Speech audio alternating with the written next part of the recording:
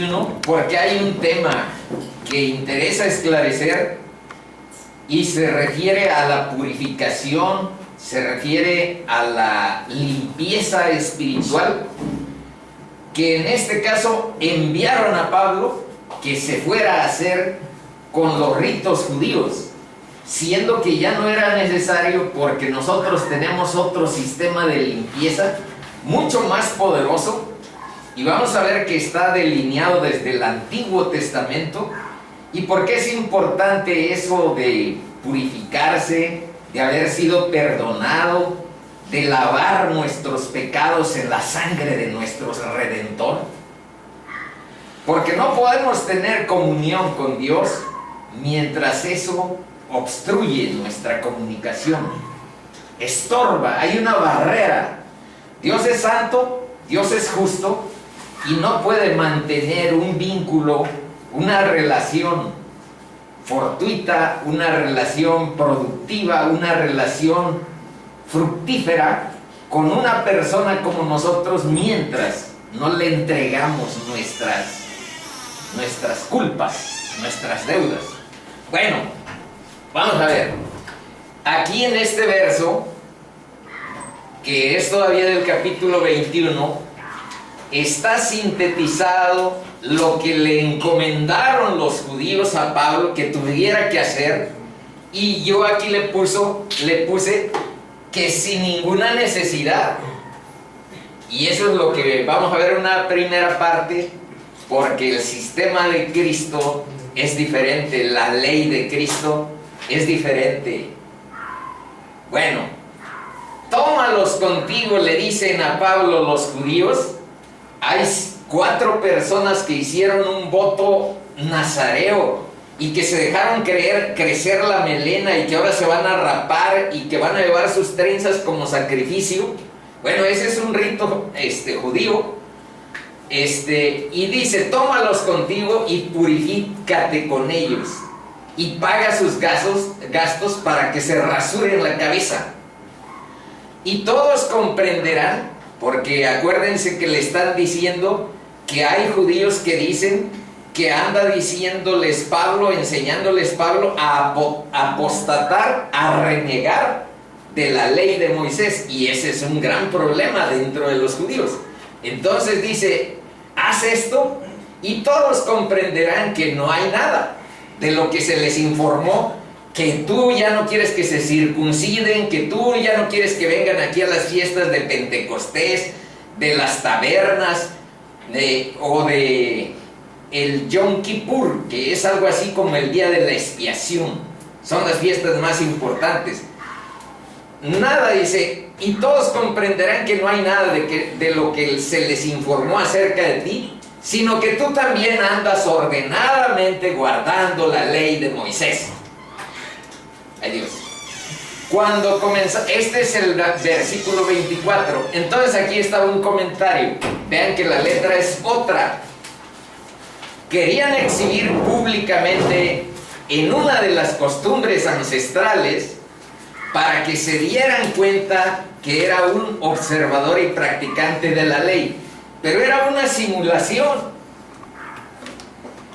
porque Pablo era el que llevaba como la vanguardia de nuevas perspectivas, nuevas costumbres, todos esos ritos que ahorita vamos a ver un poco más adelante. Van a ver que desde el Viejo Testamento, los sacrificios, los holocaustos, Dios está diciendo, ya no me traigan, por favor, eso, limpien sus corazones, hagan justicia, tengan buen juicio, aprendan a hacer el bien en vez del mal. Pero ya estoy chocado de sus sacrificios de sangre de toros y de novillos. Ya estoy cansado. Y ahora deben de saber que es el sistema de expiación de la ley judía. Vino a cumplimentarse, a cumplirse en Cristo. Por eso Cristo dice, yo no vine a abrogar la ley ni los profetas, yo vine a cumplir. Entonces se cumplieron ahí todos esos ritos de expiación, de limpieza, y ya no son vigentes. ya no son vigentes. Pablo fue, digamos que, la vanguardia para enseñar eso en todas sus cartas. Pero aquí, bueno, lo convencieron y tuvo que hacer eso que le mandaron los judíos. Pablo acepta purificarse según el rito de los judíos sin ninguna necesidad, y cuando prácticamente había completado los 7 días de esa purificación, se presentó un gran disturbio, porque unos judíos vieron que entró con Pablo Trófimo, uno que venía de Éfeso con ellos y que no era judío, y meter a un judío al área de santa, digamos, del templo, pues estaba súper prohibido, era un asunto de vida o muerte. Eso es lo que estamos viendo. Cuando comenzaron a meter a Pablo, entonces ese es el gran problema de Pablo, lo apedrean, lo quieren liquidar, interviene la tropa, y eso es lo que estamos, dice, cuando comenzó la tropa a meter a Pablo en la fortaleza, dijo al tribuno: ¿se me permite decirte algo? Y él dijo: ¿sabes griego? ¿No eres tú aquel egipcio que levantó una sedición antes de estos días y sacó al desierto los 4000 sicarios? Lo confundieron a Pablo con un matón, con un cabecilla que asolaba parte de Jerusalén en una época ahí cercana a lo que estamos comentando, y lo confundieron. Entonces dijo Pablo: no, yo no soy ese que tú piensas. Yo de cierto soy hombre judío de Tarso, ciudadano de una ciudad no insignificante de Cilicia, pero te ruego que me permitas hablar al pueblo. Y cuando él se le permitió, Pablo, estando en pie en las gradas, hizo señal con la mano al pueblo, y hecho gran silencio, habló en lengua hebrea, diciendo, chequen los jóvenes, eso de los idiomas no nada más es el mundo actual. Desde esta época, vean que el hecho de que Pablo supiera hablar hebreo, porque ahorita van a ver que va a hablar hebreo, al policía, bueno, al de la tropa, ¿cómo se llama que tiene 100? Centurión. Al centurión le habló en griego, y ahora habla en hebreo, y quién sabe qué otras lenguas sabía hablar este sujeto. Bueno, ¿cuál es el sistema que sí vamos a introducir, que sí nos ha enseñado el Nuevo Testamento para la purificación? Aquí está sintetizado en un solo verso: si confesamos nuestros pecados, Él es fiel y justo para perdonar nuestros pecados y limpiarnos de toda maldad. Y les puse que es una joya que yo siempre pongo, porque puede servir para que ustedes mediten con cierta recurrencia, con cierta frecuencia delante de Dios, y puede servir para devocionales, o sea, para introducir una oración que uno quiere darle a nuestro Dios.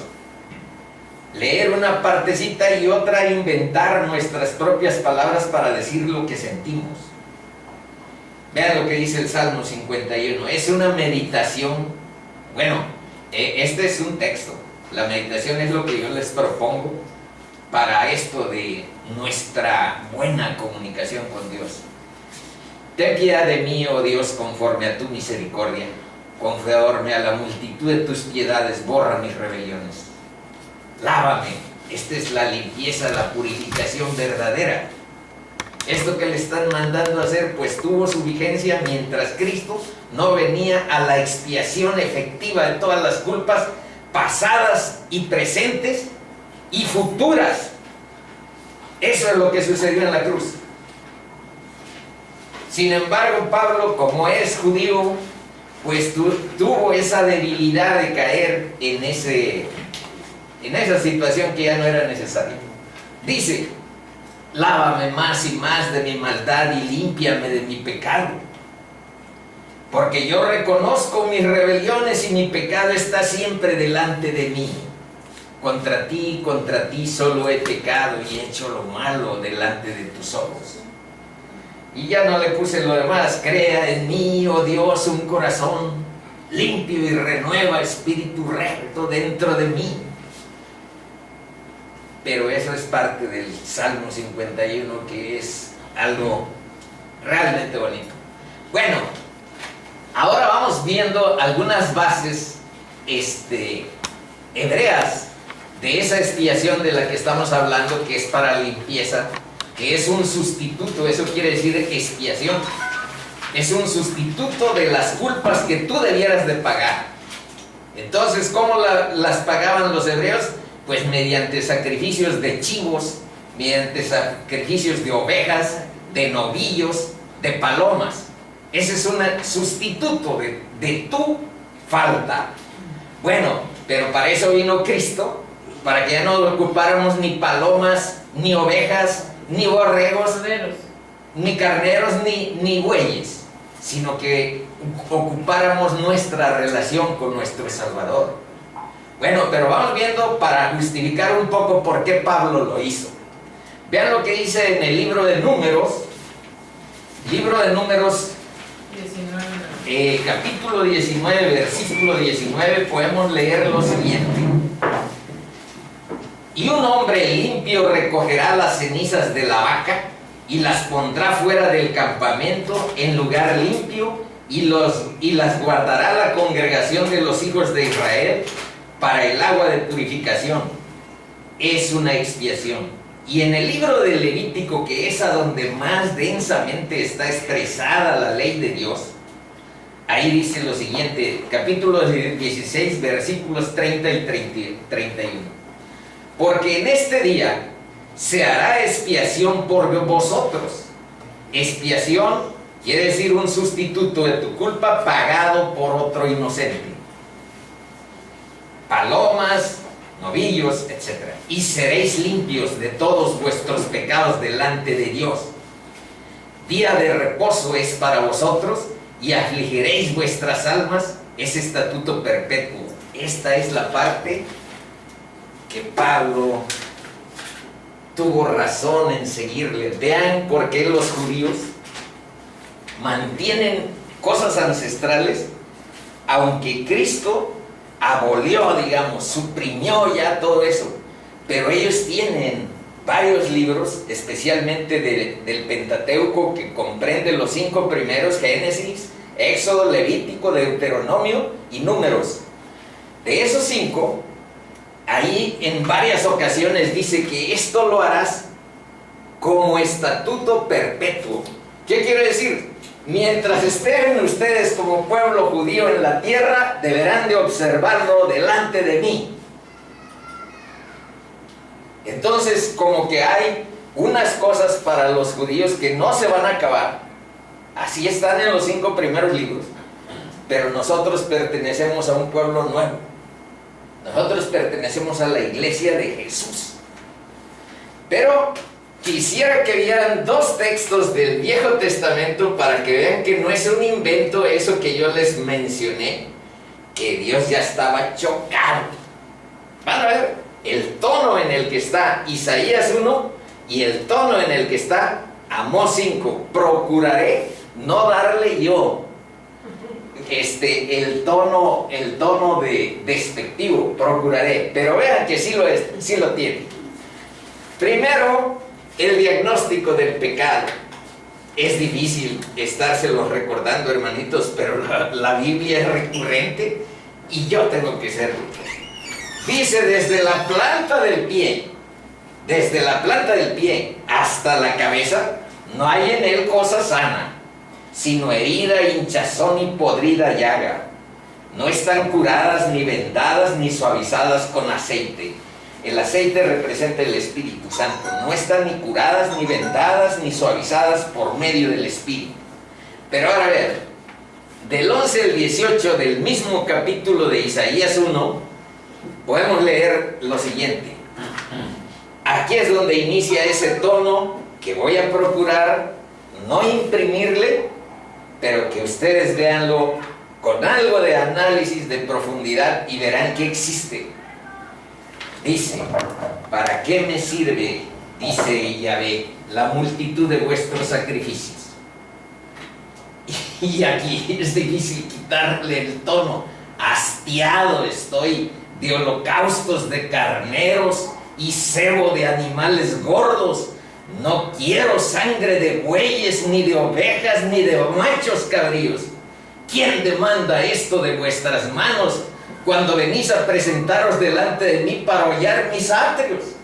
Miren, si tuviéramos que contestar literalmente a esta pregunta que Dios está haciendo a los judíos, sí pueden decir, bueno, en Levítico ahí están mencionados que trajéramos sustitutos de nuestro pecado.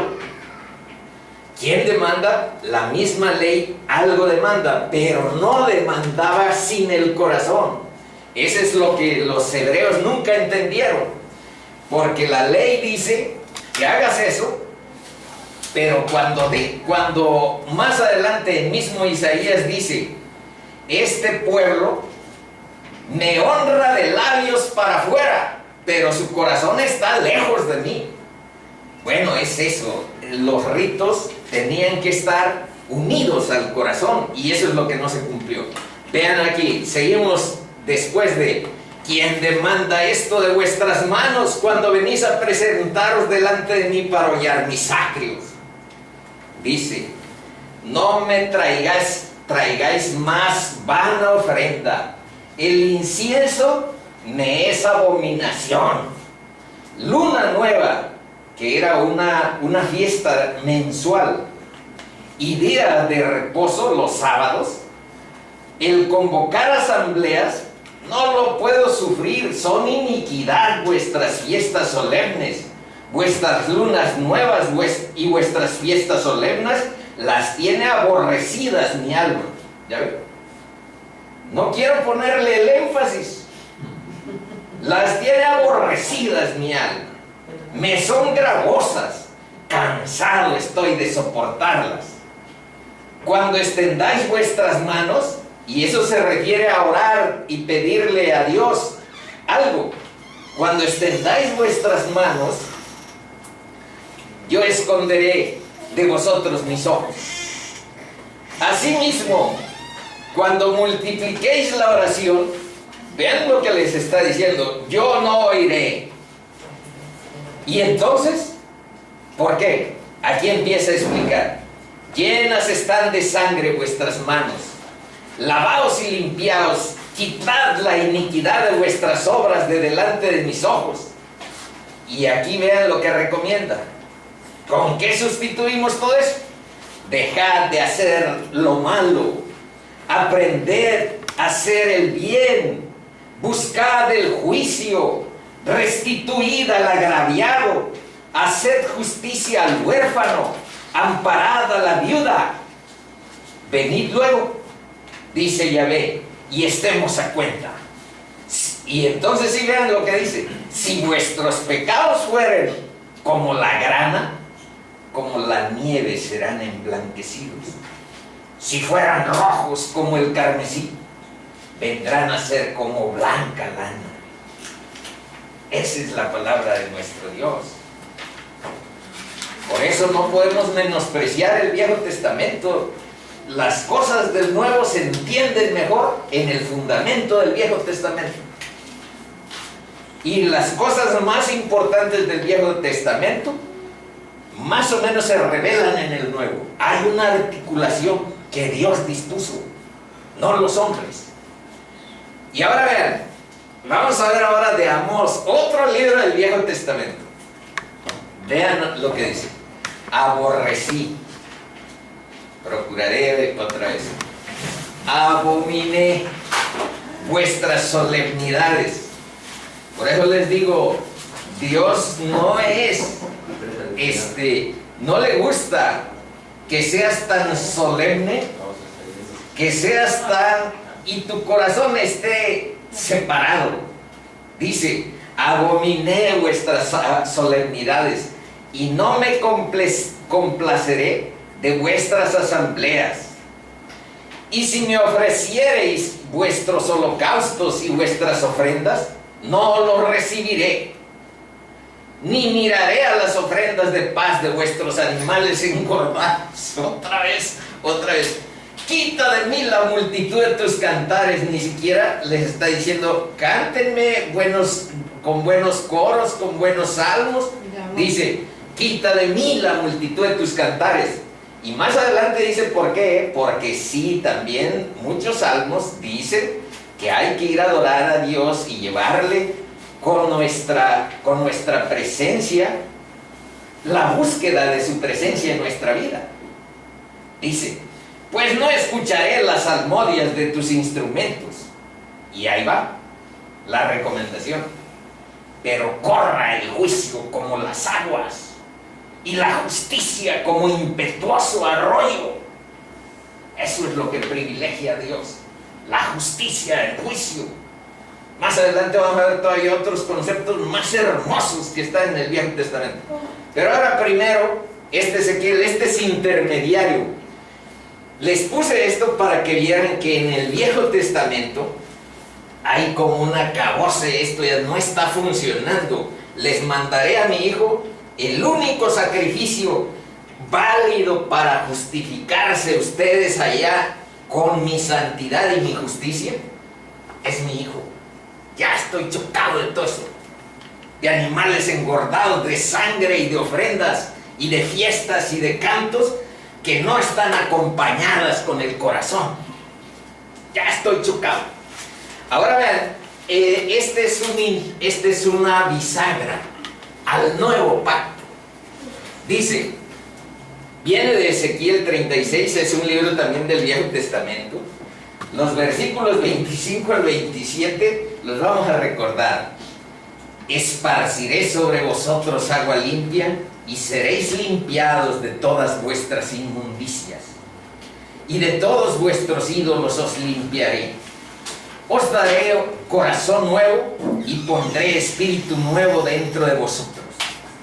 Y quitaré de vuestra carne el corazón de piedra, y os daré un corazón de carne. Y esto es lo nuevo, este es el Nuevo Testamento, vean, este es el nuevo pacto. Y pondré dentro de vosotros mi espíritu. El nuevo pacto está sellado y firmado primero por la sangre de Jesús, pero también con la venida del Espíritu Santo para ministrar a las personas que queremos seguir a nuestro Señor, a nuestro Salvador, por arrepentimiento y por fe en Él. Esas son las dos condiciones, las dos alas para reconciliarnos. Arrepentimiento de nuestro estilo vano de vivir y fe en la justicia que hubo en la cruz. Dice, y pondré dentro de vosotros mi espíritu. Y con ese espíritu sí sucede lo que aquí dice, anunciado el nuevo pacto. Y haré que andéis en mis estatutos. Sin el espíritu no puedes andar en los estatutos y en las leyes de Dios. No puedes obedecer la palabra, eso quiere decir. Y por experiencia que aquí hemos platicado con cierta frecuencia, les diré, hermanitos, no es el cristianismo una moralización de tu vida, que es bueno que seas moral, que es bueno que seas ético, eso nadie lo puede discutir, pero el sello de un cristiano es tener el Espíritu habitando y empoderándote delante de la palabra para poder guardarla. Y dice, y haré que andéis en mis estatutos y guardéis mis preceptos y los pongas por obra. Ese es el Nuevo Testamento, ese es el nuevo pacto. Se queda lo anterior, viene esto, pero viene con el Mesías. Ahora, en este mismo tema, veamos qué dice el libro de Hebreos, capítulo 9, los versículos 13 y 14. Porque si la sangre de los toros, aquí estamos todavía haciendo alusión a esa transición entre el antiguo pacto y el nuevo pacto. Si la sangre de los toros y machos cabríos, esos que decía Dios, ya estoy chocado, ya no me traigan eso. Y la ceniza de la becerra rociada a los inmundos, santifican para la purificación de la carne, cuanto más la sangre de Cristo, el cual mediante el Espíritu Eterno se ofreció a sí mismo sin mancha a Dios, limpiará vuestras conciencias de obras muertas para que sirváis al Dios vivo. Pero si andamos ahora, primero de Juan 1:7, pero si andamos en luz, como Él está en luz, tenemos comunión unos con otros, y la sangre de Jesucristo su Hijo nos limpia de todo pecado.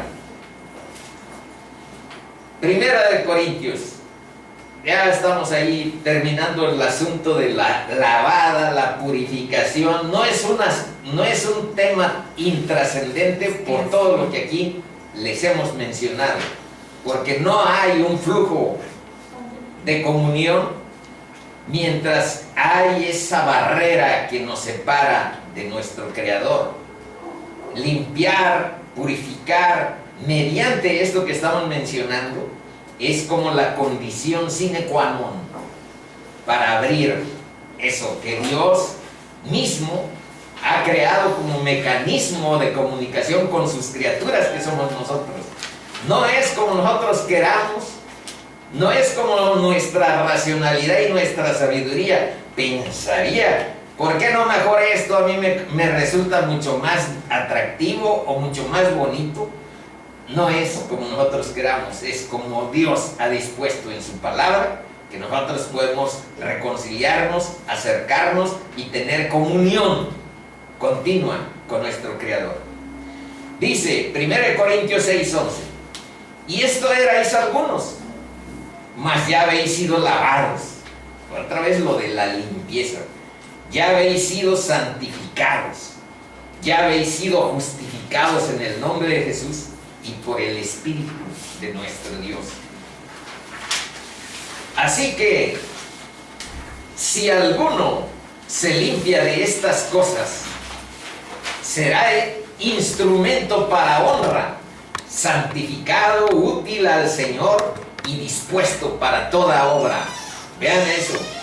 No nada más es el asunto de nuestra relación, nuestra comunicación, es también ser productivos, tener frutos, abrir nuestra vida a las buenas obras para santificarla. Ahora vamos a ver Efesios 5:26, para santificarla, habiéndola purificado en el lavamiento del agua por la palabra.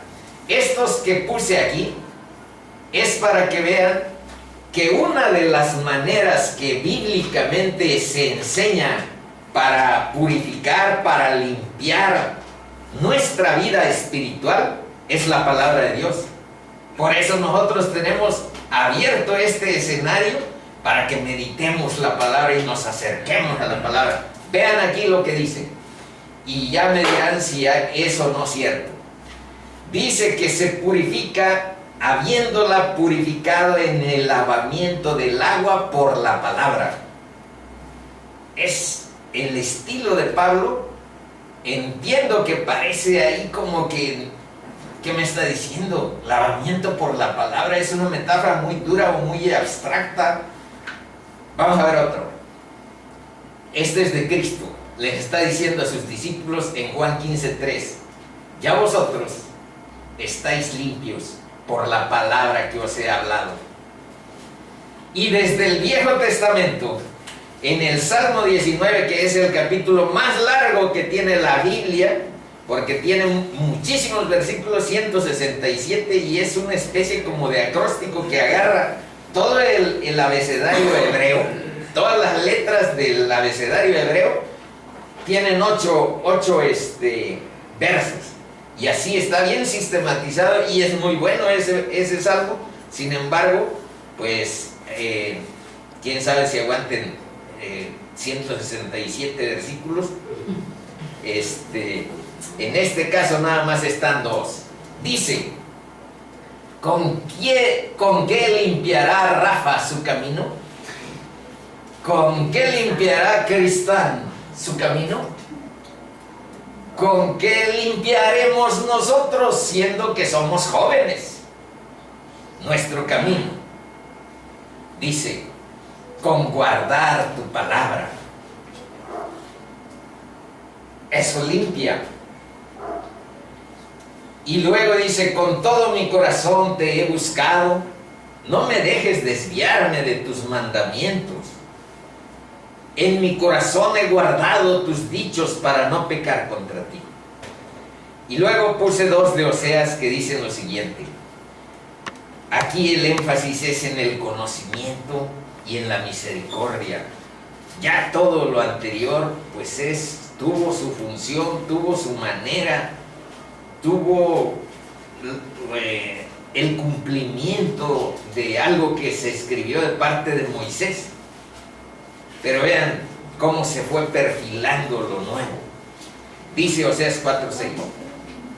Mi pueblo fue destruido porque le faltó conocimiento.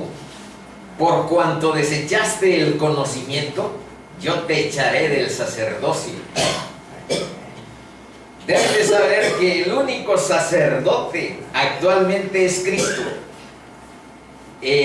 Bíblicamente hablando, en el libro de Hebreos es a donde con más claridad dice que aquella función del sumo sacerdote que estaba en Israel, pues representado por una persona, fue sustituida por una persona que sigue viva, que es Cristo Jesús, nuestro sumo sacerdote, el intermediario, el mediador entre los hombres y Dios. Vean ahora Oseas 6:6. Dice, porque misericordia quiero y no sacrificio. Entonces olvidémonos de que los sacrificios son algo así como agradables a Dios. La misericordia con otras personas es nuestro camino. Eso significa, porque misericordia quiero y no sacrificio, y conocimiento. Por eso abrimos una escuelita. Y conocimiento de Dios, más que holocaustos. Entonces está aquí abriendo la nueva perspectiva que es no sacrificio, sino misericordia delante de los demás. No holocaustos, sino conocimiento de Dios. Apego a la palabra. Búsqueda de la palabra. Entonces, conclusiones. Dios no acepta a las personas como son y están. Dios primero las capacita y las transforma. Pero hay esto también, ven cómo parece antinomia eso, o sea, parece contradictorios estos dos aspectos, pero ustedes los tienen que conciliar mentalmente porque son la perspectiva bíblica del asunto. Dice, Dios no demanda pureza y gran moralidad antes que Él entre en una relación de rescate y salvación de nuestras vidas. En realidad, Dios te acepta, pero para capacitarte y transformarte de tu vana manera de vivir y de tus pecados más oscuros. Dios te limpia y te perdona, pero también te transforma y te empodera. Por eso dice te capacita. Pero no necesitas ir muy puro, muy moral, muy ético, muy limpio, no. Lo que necesitamos es arrepentimiento, sin minimizar la situación, dice ahí, ni dar justificaciones, sino pedir misericordia y perdón de pecados por la justicia que se aplicó en Cristo. Dios demanda que pongamos nuestra fe en su Hijo unigénito, no en nuestras obras, para tener el perdón de pecados, salvación, vida eterna. Bueno, estas dos hojas me parece que las vamos a ver en otro momento. ¿La que sigue? Estas 5 y 6. Sí, 5 y 6. Vámonos al capítulo 22, porque me llevé cierto tiempo ya casi abusando. Y el centro de la sesión de hoy es el capítulo 22. Vamos a procurar leerlo. Y es la conversión de Pablo, la segunda vez que está la conversión de Pablo, escrita por Lucas en el mismo libro de Hechos. Pero deben de saber que en el libro de Hechos está 3 veces la conversión de Pablo. Está en el capítulo 9, hoy la vamos a ver en el 22, y cuando lleguemos al 26, no me vayan a decir, eso ya lo vimos, porque se lo estoy advirtiendo y lo veremos desde una perspectiva un poco diferente, pero básicamente es la conversión de Pablo. Dice, esto es lo que continúa de aquel discurso que está hablando Pablo en hebreo. Varones hermanos, les está hablando a los hebreos, y padres, vean la amabilidad y el corazón de un cristiano que había sido vapuleado. Lo golpearon, estuvieron a punto de liquidarlo, pero de todas maneras, repuesto en su ánimo, dice: varones hermanos y padres, oíd ahora mi defensa ante vosotros. Y al oír, vean esto, y al oír que les hablaba en lengua hebrea, guardaron más silencio. Oye, este es uno de los nuestros. Y él les dijo: yo de cierto soy judío, nacido en Tarso de Cilicia, pero criado aquí en Jerusalén. Eso quiere decir en esta ciudad, porque están en Jerusalén. Instruido a los pies de Gamaliel. Gamaliel fue un personaje histórico.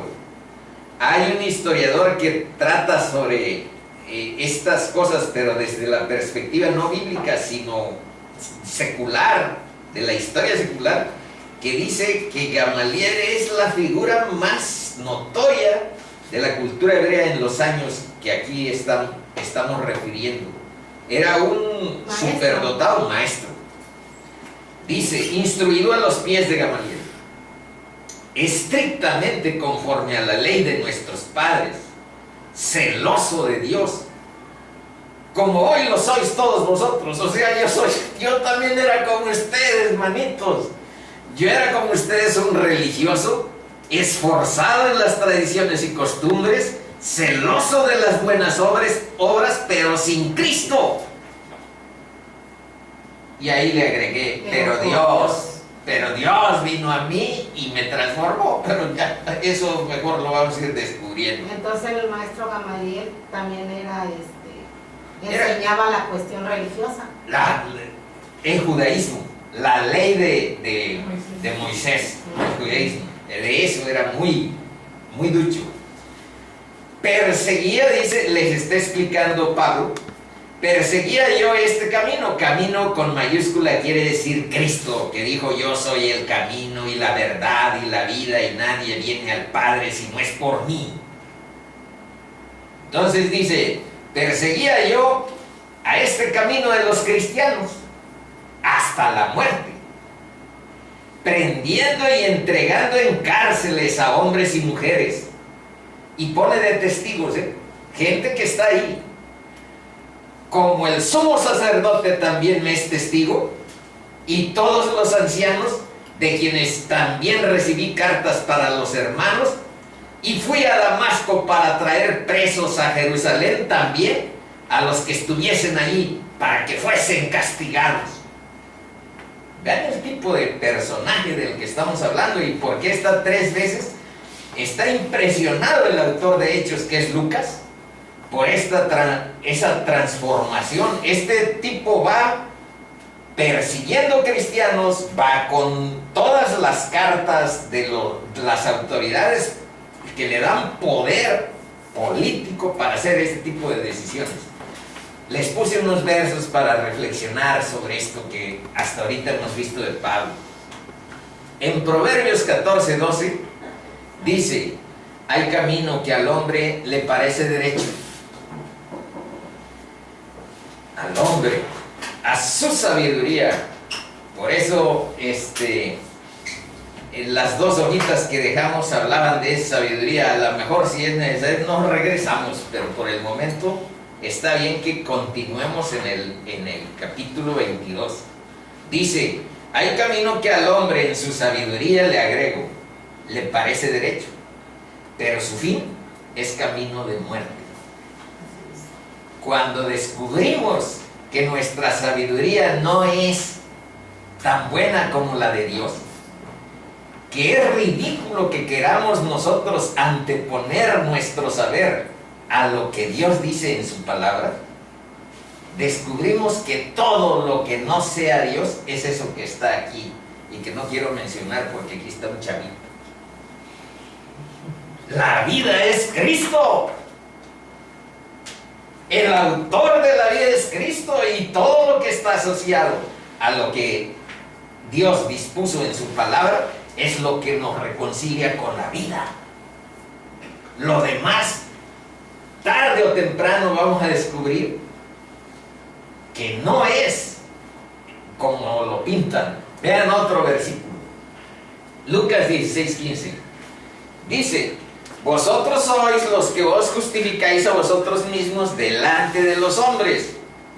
¿Cómo nos justificamos? Pues nuestro criterio, nuestra moral, nuestro entendimiento, nuestra sabiduría. Vosotros sois los que os justificáis mediante tus criterios, mediante tu sabiduría, a vosotros mismos, ¿delante de quién? Delante de los hombres, no delante de Dios. Porque Dios tiene reglas, estándares que están en su palabra. Pero ahora vean lo que dice. Mas Dios conoce vuestros corazones. Y esto me dio angustia por un momento. Porque lo que los hombres tienen por sublime, delante de Dios es abominación. ¿Y qué pudiéramos tener como sublime? Lo que más valoramos a veces, pues es que tengas tu carro, que tengas prestigio profesional, que tengas cosas así, ¿no? Lo tienes como algo altamente valorado. Ídolos. Ídolos. El trabajo. O tu trabajo, ¿no? Es que yo tengo la nominación de ejecutiva de JUS y ya casi estoy en el nivel diamante. No, pues entonces eso es la neta del planeta. Vean lo que dice Santiago respecto a la sabiduría que estamos un poco cuestionando. ¿Quién es sabio y entendido entre vosotros? Tranquilos, dice Santiago, muestre por la buena conducta sus obras en sabia mansedumbre. Primer detalle, la sabiduría expresada en obras que tengan mansedumbre y sabiduría. Pero dice, si tenéis celos amargos y contención en vuestro corazón, no os jactéis ni mintáis contra la verdad, porque esa sabiduría no es la que desciende de lo alto, sino terrenal, animal, diabólica. Duele. Yo he estado en debates, yo he estado en contextos a donde los celos profesionales, la contención, vamos a ir a tener una reunión al Colegio Académico de Posgrado de Iguala y les vamos a dar duro a todos esos por tales razones. Contención en tu corazón, celos. Y dice ahí bien, dice que cuando eso se da, no vengas a presumir que eso es sabiduría. Eso es sabiduría terrenal, animal, diabólica. Puedes decir, oye, pero entonces, ¿no es bueno debatir? Debatir con mansedumbre y sujetarte a esos parámetros. Mansedumbre es con calma. Calma y humildad. Sin humildad y sin mansedumbre es diabólico cualquier debate. Bueno, vamos a ver. 6. ¿En dónde estoy? La otra. Pero aconteció, está Pablo, sigo a Pablo. 6. Pero aconteció, yo iba a perseguir a los del camino, yo llevaba cartas del sumo sacerdote y de los ancianos. Pero aconteció, pero Dios, manitos, ¿qué puede decir este que les está hablando? Pero Dios, que yendo yo al llegar cerca de Damasco, como a mediodía, de repente me rodeó mucha luz del cielo. Y caí al suelo y oí una voz que me decía: Saulo, Saulo. Aquí mi cuñado tiene el mismo nombre, el mismo nombre de Pablo, en realidad es Saúl. Sí. No más que la traducción al latín le agregó la O, pero es el mismo nombre del rey Saúl de Primera de Reyes, Primera de Samuel, que es a donde lo ungen como rey. Bueno, así se llamaba Pablo, Saúl, Saulo, Saulo. Y caí al suelo y oí una voz que me decía: Saulo, Saulo, ¿por qué me persigues? Yo entonces respondí: ¿quién eres, Señor? Y me dijo: yo soy Jesús de Nazaret, a quien tú persigues. Ya lo habían crucificado, ya había resucitado, ya había ascendido a los cielos, pero vean que Cristo vive. Y cuando tratamos una relación con Él, no lo tratemos de otra manera, sino como el Dios vivo. Y me dijo: yo soy Jesús de Nazaret, a quien tú persigues. Y los que estaban conmigo vieron a la verdad la luz y se espantaron, pero no entendieron la voz del que hablaba conmigo. Y dije, luego se puso en disposición, Pablo, sabiendo que estaba frente al autor de la vida y al creador del universo. Vean qué mansito. Y dije: ¿qué haré, Señor? Y el Señor me dijo: levántate y ve a Damasco, y allí se te dirá todo lo que está ordenado que hagas. Y como yo no veía a causa de la gloria de la luz es la gloria de Dios, es más poderosa que la del sol. Ahí más arriba dice, mucha luz más poderosa que el sol, lo dice en el capítulo 9 de Hechos. Y como yo no veía a causa de la gloria de la luz, llevado de la mano por los que estaban conmigo, llegué a Damasco. Bueno, y les puse unos versos. Ahorita continuamos con el capítulo 22. Vean a dónde va la trama narrativa. Pero aquí vamos viendo algunas cosas que Pablo escribió en Gálatas. Dice: porque ya habéis oído acerca de mi conducta. Capítulo 1, versículos 13 y 14. Acerca de mi conducta en otro tiempo en el judaísmo, que perseguía sobremanera la iglesia de Dios y la asolaba. Pero vean también ahí lo que dice, lo que aquí también estamos leyendo. Y en el judaísmo aventajaba a muchos de mis contemporáneos en mi nación, siendo mucho más celoso de las tradiciones de mis padres. Por eso les digo, hermanitos, no se confíen en las tradiciones y costumbres de nuestros padres. Vayan a la palabra de Dios y reconciliémonos con Cristo Jesús, por vía de Cristo Jesús, con la fórmula de arrepentimiento y fe en la justicia de la cruz. Pablo era un gran religioso. Pablo era, aquí mismo dice, aventajaba, etc. Y vamos viendo otros versos de esta naturaleza. Dice: y ser hallado en él. Primero voy a leer este abajo. Aunque yo tengo también de qué confiar de la carne. Si alguno piensa que tiene de qué confiar por su abolengo, quiere decir por la familia de la que viene, que nosotros somos de Mercé y Lulú. Si alguno piensa que tiene de qué confiar en la carne, yo más. Está hablando Pablo, orgulloso. Circuncidado al 8º día, eso de circuncidar a los chamacos recién nacidos, bueno, de 8 días, sigue siendo una de las costumbres de los judíos.